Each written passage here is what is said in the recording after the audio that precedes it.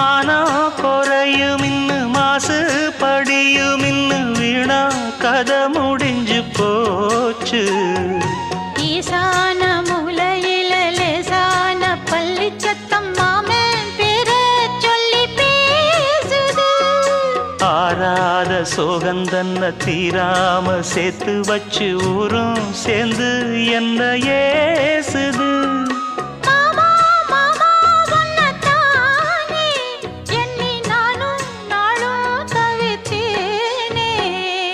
கூண்டுக்குள்ள என்ன வச்சு கூடி நின்ன ஊற விட்டு கூண்டுக்குள்ள போனதென்ன கோலக்கிளியே.